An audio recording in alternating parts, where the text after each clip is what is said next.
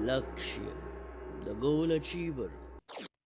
नमस्कार, स्वागत है आपका आपके अपने YouTube चैनल लक्ष्य द गोल अचीवर में। मैं हूं सुधांशु तिवारी, आपका दोस्त और इस चैनल का होस्ट। आज मैं आपके सामने एक नया सेशन लेकर आया हूं, जिसमें हम आज बात करेंगे डीएलएड 2021 का जो पेपर हुआ था।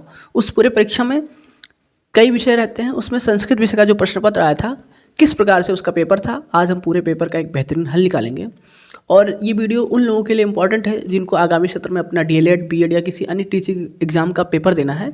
इवन आपको अगर किसी भी कॉम्पिटिटिव एग्जाम में ही बैठना है, तो अगर उसमें संस्कृत विषय से कोई प्रश्न पूछा जाता है तो आपके लिए सेशन बहुत ही इंपॉर्टेंट है। आप लोग वीडियो को पूरा देखिएगा बिना स्किप किए। आपको इस वीडियो देखने के बाद अपनी तैयारी में निश्चित रूप से कुछ ना कुछ सहायता मिलेगी, आपकी तैयारी और बेहतर हो जाएगी। कुछ ना कुछ आप अन्य लोगों से एज ज़रूर पा जाएंगे। तो चलिए देखते हैं पेपर किस प्रकार से आता है। सेशन को शुरू करते हैं। उससे पहले जो लोग चैनल पर नए हैं वो चैनल को सब्सक्राइब कर लें और बेल आइकन को प्रेस कर लें, जिससे कि जब भी इस प्रकार की वीडियो चैनल पर अपलोड हो तो आपके पास नोटिफिकेशन जाए और आप वीडियो को देख सकें। इस चैनल पर विभिन्न विषयों की बहुत सारी वीडियो की प्रीवियस ईयर क्वेश्चन और विभिन्न टॉपिकों की वीडियो पड़ी हुई है, तो आप लोग जाके उन वीडियो को देखिए, अपना ज्ञानवर्धन कीजिए और वीडियो को अन्य लोगों तक भी शेयर करिए। और आप चैनल को ज़्यादा से ज़्यादा सपोर्ट करिए। आप लोग वीडियो को देखते हैं लेकिन चैनल को सब्सक्राइब नहीं करते हैं, तो आप लोग उम्मीद करते हैं कि चैनल को सब्सक्राइब भी करेंगे। चलिए शुरू करते हैं। देखिए, पेपर जो संस्कृत का होता है वो 1 घंटे का होता है। 25 नंबर का पेपर होता है। 5 क्वेश्चन आपके वस्तुनिष्ठ प्रश्न यानी बहुविकल्पीय, जिन्हें ऑब्जेक्टिव प्रश्न कहते हैं, वो होते हैं। उसके बाद अतिलघुत्तरीय प्रश्न होते हैं जिन्हें 30 शब्दों में लिखना होता है, और लघुत्तरीय प्रश्न बाद में होते हैं जिन्हें 50 शब्दों में लिखना होता है। तो चलिए शुरू करते हैं। पहले वस्तुनिष्ठ प्रश्नों यानी ऑब्जेक्टिव क्वेश्चन की बात करते हैं। पहला प्रश्न है आपका, एकोन त्रिशंत शब्द बोधक है। एकोन त्रिशंत, देखिए नाम से ही इसमें स्पष्ट हो जाता है, अगर आप इसको आराम से पढ़ें। एकोन त्रिशंत, त्रिशंत मतलब होता है 30, एकोन मतलब होता है एक कम, यानी 30 से एक कम यानी हो गया 29। इस प्रकार से आप अगर सब इसको तोड़ तोड़ के पढ़ेंगे तो आपको इसका अर्थ खुद ही मालूम हो जाएगा। अब 29, ये लिखा हुआ है 19। देखिए सब जो लिखे हुए हैं इनका फॉन्ट थोड़ा सा आज डार्क ज़्यादा है, मैं पढ़ के आपको बता दूंगा, इसलिए से आप समझ जाएंगे। 29 पहला है, दूसरा है 39, तीसरा पहला है 19, दूसरा है 39, तीसरा है 29 और चौथा है 31। तो 29 यही तीसरा वाला ऑप्शन आपका सही हो जाएगा।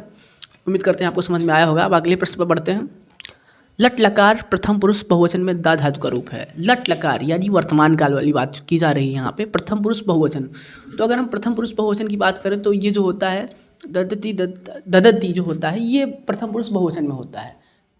ये आपको याद करना पड़ेगा, दा धातु। लट लकार हम इतना बता सकते हैं, देखिए लट लकार आप लोग याद कर लेंगे तो लिट लकार यानी वर्तमान काल याद कर लेंगे तो आपका भविष्य काल अपने आप याद हो जाएगा। बाकी बचा आपको लंग लकार वो याद करना पड़ेगा, विधिलिंग लकार और लुट लकार ये भी याद करना पड़ेगा। तो आप लोग ज़्यादा टाइम नहीं लगेगा, एक बार देखेंगे तो आपको याद हो जाएगा। अब अगले प्रश्न की ओर बढ़ते हैं। अधिकरण कारक का चिन्ह हमें बताना है। देखिए कारक मतलब होता है विभक्ति, तो कभी कभी विभक्ति नाम से नहीं आता तो कारक आप लोग नहीं जान पाते हैं, तो एक क्वेश्चन छूट जाता है। तो अधिकरण कारक मतलब ही होता है विभक्ति, तो विभक्ति ही है। विभक्तियाँ कुल मिला के 8 होती हैं, 7 विभक्ति तक होती है, उसके बाद 8वां जो होता है वो संबोधन होता है। यही जो कर्ता ने कर्म को करण से, एक तरफ आप कारक का नाम याद करिए, एक तरफ चिन्ह याद करिए, ऐसे याद हो जाएगा। कर्ता ने कर्म को करण से संप्रदान के लिए, इस प्रकार से अगर अधिकरण की बात करें तो अधिकरण का होता है में, पे, पर, ये सब अगर आते हैं तो ये अधिकरण कारक हैं। तो इसमें आप देखिए पहला के लिए है, दूसरा को है, तीसरा से द्वारा या में, पे, पर, तो ये चौथा वाला आपका यही अधिकरण कारक है। अगले प्रश्न पर बढ़ते हैं। लिखश रूप है। देखिए लिखश जो है ये आपका लट लकार, लिख धातु का लट लकार है। लिखति लिखता लिखंति, लिखश लिखता लिखत। लिखश यानी आपका लट लकार प्रथम पुरुष एक वचन, यही आपका लिखश। ये जो आता है लट लकार प्रथम पुरुष एक वचन, ये लिखश यानी लिख धातु का लट लकार है और प्रथम पुरुष एक वचन है। लिखश लिखता लिखत उसके बाद में आता है। उम्मीद करते हैं अगर आपको लिख धातु याद होगा तो ये लट लकार का है, आपको समझ में आ गया। लूता शब्द का हमें अर्थ बताना है। देखिए लूता जो शब्द होता है ये होता है, देखिए चूहिया नहीं होता है, मकड़ी, भौरा, हंस। तो जो मकड़ी होती है वही आपका लूता होता है। लूता मतलब होता है मकड़ी, लूता। अब बात करते हैं अतिलघुत्तरीय प्रश्नों की। देखिए अतिलघुत्तरीय प्रश्न में हमें 2 पशु और 2 पक्षियों के नाम लिखने हैं, ठीक है। तो 2 पशु के नाम आप कुछ भी लिख सकते हैं अगर आपको याद हो तो, जैसे अजा, अजा मतलब होता है बकरी और अजा मतलब होता है बकरा। विसर्ग का अंतर होता है। अजा 2 विसर्ग लगा दिए आप लोग तो इसका बकरी हो गया, 2 विसर्ग हटा दिए तो बकरा हो गया। लिंग में परिवर्तन हो जाएगा तुरंत अगर एक विसर्ग हट गया तो ध्यान से आप लोग लिखिएगा। 2 पशु, अजा, अजा आप लोग गजा भी लिख सकते हैं, गजा मतलब हाथी होता है। महिषा मतलब बैल होता है, और अश्वा भी लिख सकते हैं, अश्वा का मतलब घोड़ा होता है। तो आपको 2 ही लिखना था, तो आप इनमें से जो भी आपको याद आए वहाँ पे लिख सकते हैं। अब बात करते हैं पक्षियों के नाम। ये आपके पशुओं के नाम हो गए। पक्षियों की अगर हम बात करें तो पक्षियों में आप लिख सकते हैं मयूरा मतलब होता है मोर, शुका मतलब होता है तोता, और कोकिला मतलब होता है कोयल। ये सब आप पक्षियों के नाम लिख सकते हैं। ये सब आपके पक्षियों के नाम हैं। 2 ही लिखने थे तो आप इनमें से जो आपको पहले याद आए आप लिख दीजिएगा। अब बात करते हैं संस्कृत में पुरुष कितने होते हैं। देखिए हिंदी में जो है पुरुष और संस्कृत में पुरुषों में अंतर होता है। संस्कृत में 3 पुरुष होते हैं, ठीक है। आप लोग याद रखिएगा, संस्कृत में जो पुरुषों की संख्या होती है 3 होती है। एक पहले होते हैं प्रथम पुरुष, फिर मध्यम पुरुष और फिर उत्तम पुरुष। यही आपको बताना था। तो हिंदी में पुरुषों की संख्या कितनी होती है यही आप नाम लिख दीजिएगा, प्रथम पुरुष, मध्यम पुरुष, उत्तम पुरुष। अगले प्रश्न की ओर बढ़ते हैं। अगला प्रश्न है आपका, भविष्यत काल के लिए कौन सा लकार प्रयुक्त होता है। देखिए बहुत आसान सा प्रश्न है, इसमें खाली लकार बताना है कि भविष्यत काल के लिए।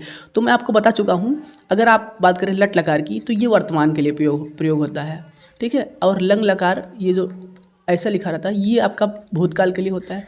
और भविष्यत काल के लिए लिट लकार, ये आपका लिट लकार जो होता है यही वर्तमान वो भविष्य के माफ़ कीजिएगा माफ़ कीजिएगा लिट लकार जो होता है यही भविष्य काल के लिए प्रयोग होता है आपका। तो पूछा था भविष्य काल के लिए कौन सा लकार प्रयोग होता है, लिट लकार। अब अगर हम इसका एग्जाम्पल की बात करें, आप लोग लट लकार से लिट लकार सीधा बना सकते हैं। कैसे, एग्जाम्पल देखिए। जैसे मान लीजिए आपको पठत याद है, ये लट लकार में है प्रथम पुरुष एक वचन में, इसको आपको भविष्य काल में बदलना है तो पठिष्यति आप ऐसे कर देंगे तो ये लिट लकार प्रथम पुरुष एक वचन में बन जाएगा। ये आपका है लट लकार प्रथम पुरुष एक वचन, आपने इसको बदल दिया लिट लकार प्रथम पुरुष एक वचन में केवल इस्यत लगाकर। इसी प्रकार से आप जो है वर्तमान काल से सीधा भविष्य काल में कूद गए। ये एक तरीका होता है आसानी से याद करने का। अब अगले प्रश्न की ओर बढ़ते हैं। विद्या ददाति विनयम, यानी विद्या विनय देती, इसका हमें अर्थ लिखना था। तो ऐसे व्यक्ति जिनके पास विद्या आ जाती है उनके अंदर विनम्रता आ जाती है, उनके स्वभाव में विनम्रता आ जाती है, वो दूसरे के साथ शालीनता से पेश आते हैं क्योंकि उनके अंदर विनम्रता आ जाती है। तो विद्या हमें विनय देती है। कुल मिला के इसका अर्थ यही था कि विद्या से विनय की प्राप्ति होती है। विनय का मतलब यहाँ पे विनम्रता से है, किसी और शब्द से नहीं है। अब अगले प्रश्न की ओर बढ़ते हैं। मतो, ये देखिए जो लिखा हुआ है मैं आपको स्पष्ट कर दूं, ये ऐसा लिखा हुआ है माँ और तापर औक मात्रा और विसर्ग भी लगा हुआ है।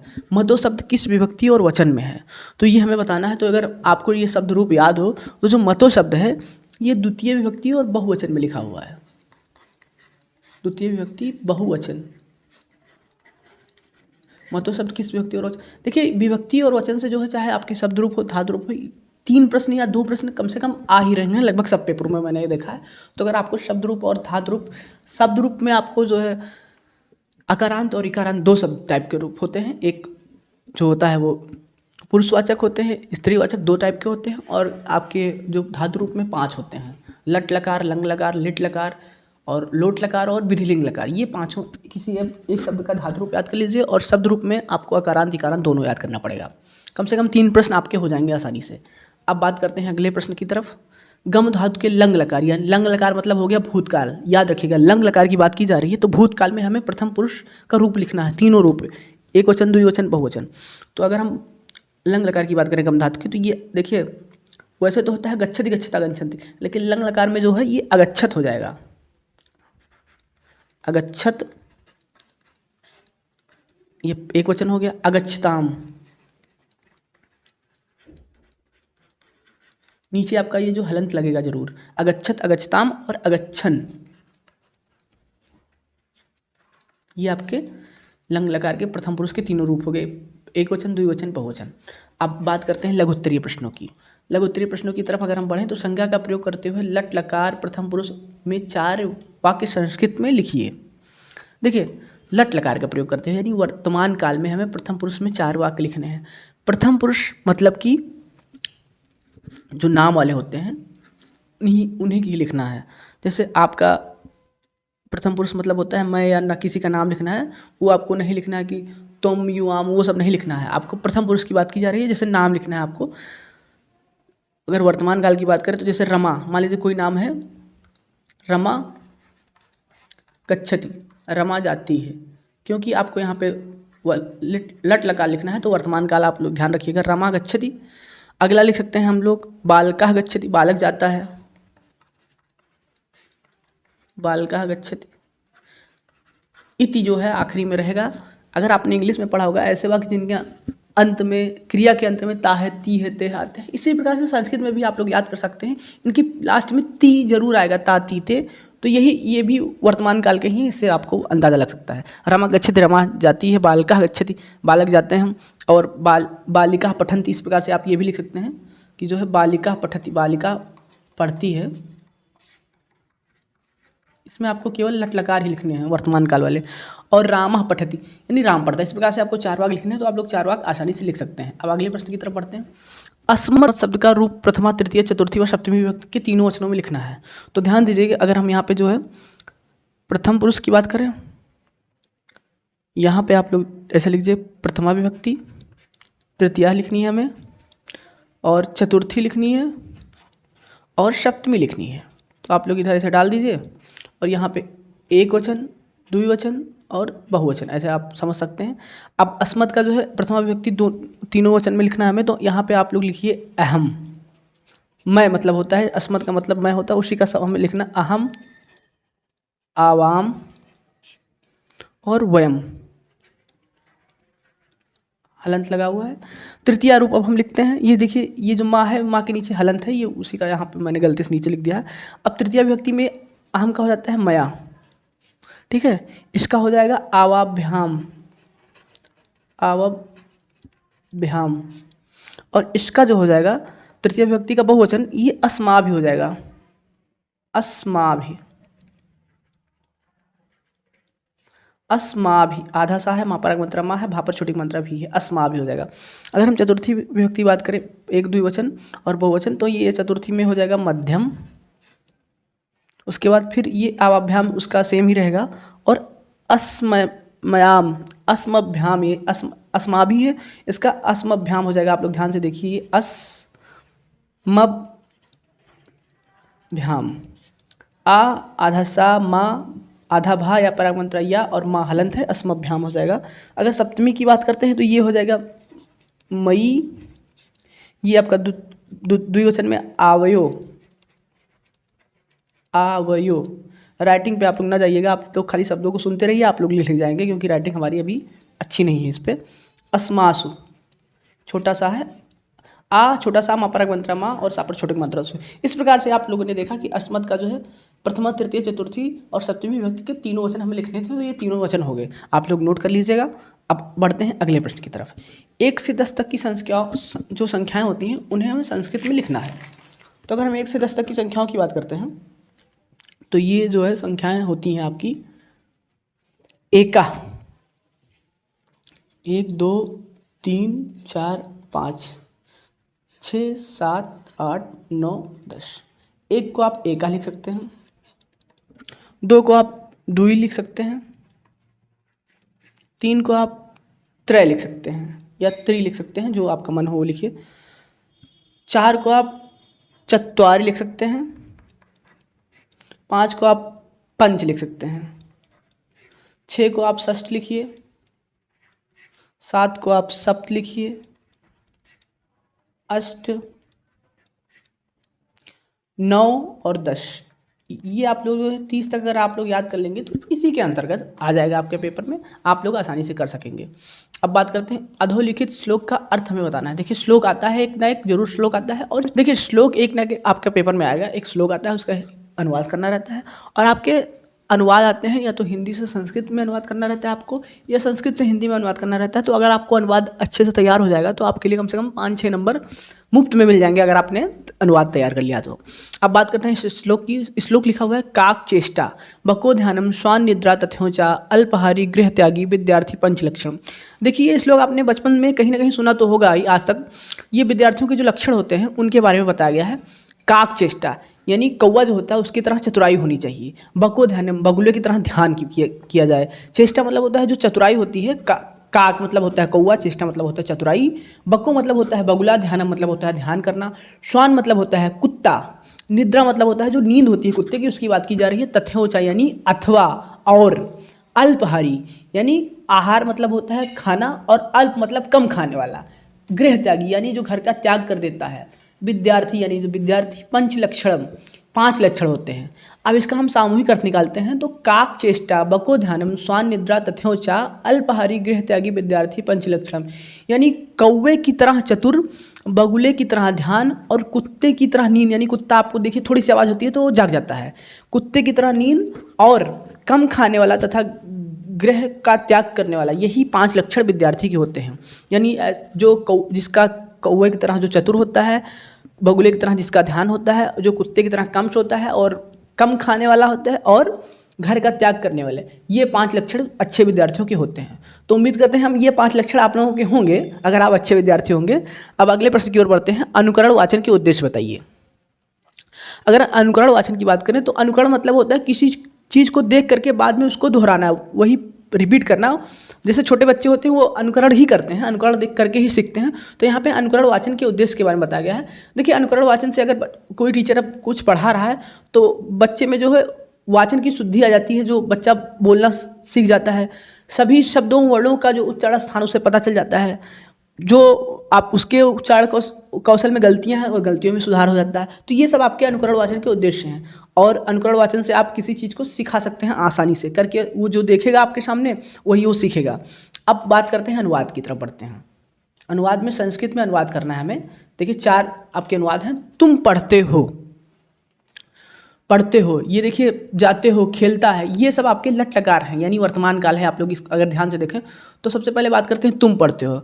तुम का होता है तुम, मैंने आपको ये पहले ही बता दिया है कि सातोते तुम युवाम युवम अहम आवाम वयम, ये आप एक प्रकार से जो कारक होते हैं उनसे जान सकते हैं कि कहाँ पे कौन सा वो लगेगा, कर्ता सब्जेक्ट जो होता है उससे आप सब्जेक्ट चुन सकते हैं और उस प्रकार से आप जो है इसका लकार लगा सकते हैं कि कौन सा लगेगा। तुम पढ़ते हो यानी तुम मतलब हो गया तुम, और पढ़ते हो की बात करें तो अगर सातोते आपने याद किया हो तुम युवाम युवम, तो अगर ये रूप आपको याद है, कर्ता वाला रूप याद है, तो आप उसी से कंपेयर करेंगे अगर लट लकार का, तो जो तुम की जगह पे आएगा वो पठस लिखा जाता है, क्योंकि पठसी पठथा पठत, तुम युवाम युवम होता है तो ऐसे पठसी पठथा पठत होता है।